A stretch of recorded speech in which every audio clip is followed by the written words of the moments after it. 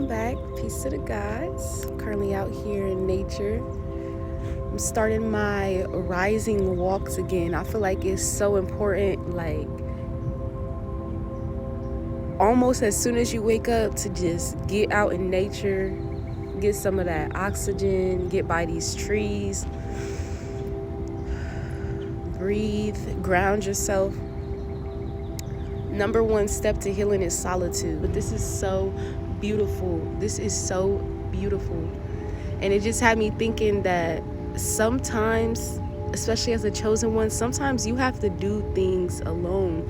The spiritual journey is a solo journey. Sometimes you just have to choose growth. You have to choose yourself and you have to choose growth. We all have our own individual soul journey.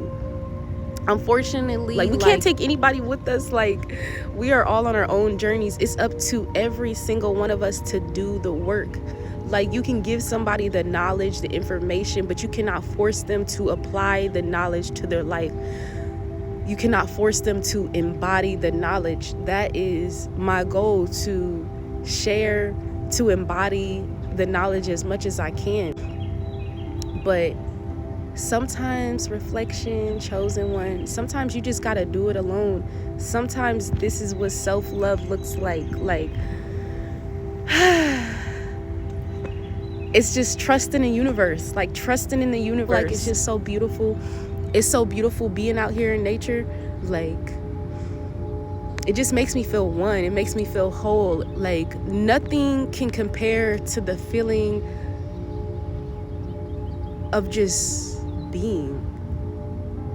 Just being. The water's right there, the trees, the grass. I'm about to ground right now. My whole point in this video was just to let you know that sometimes you have to do it alone. And sometimes self-love looks like not having anybody around. Verse already knows how much time that we have, but we don't know how much time that we have. So we must use our time very wisely. Our time gets stolen so much with us being distracted and putting our energy into external things. We have to put more energy into ourselves.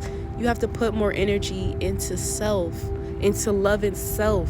I love myself so much that I'm gonna give myself the best. I'm gonna give myself the best food, the best environment, the best people, the best knowledge. I'm feeding myself the best.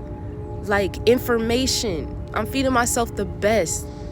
Loving yourself is also putting yourself in the right environment.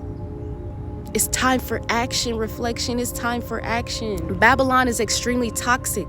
Get out of Babylon. Get away, as far away as possible, and go into nature. The U.S., no, we need to be between the Tropic of Capricorn and the Tropic of Cancer.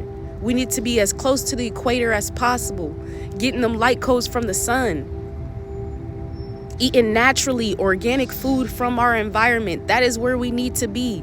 We're doing ourselves a disservice by being in Babylon, by staying in Babylon, knowing that it is toxic. It is literally poison. And it's not doing anything for us. It's not benefiting it's not benefiting us in any way. If you truly love yourself, you are going to isolate, and then you are going to go into nature. The number one step to healing is isolation, reflection. It is extremely hard to sit with yourself, to sit with your problems, to sit with your shadows, to sit with things that you never healed, but it's going to be worth it. It's 100% worth it, because I love myself. I love myself. And the most important project that you will ever have is yourself. So restart, refocus, regroup as many times as possible, as many times as you can. As many mistakes, experiences that you go through, never give up on yourself. Never give up on yourself. You are your most important project. You are more important than anything in this reality. Always remember that. I love myself.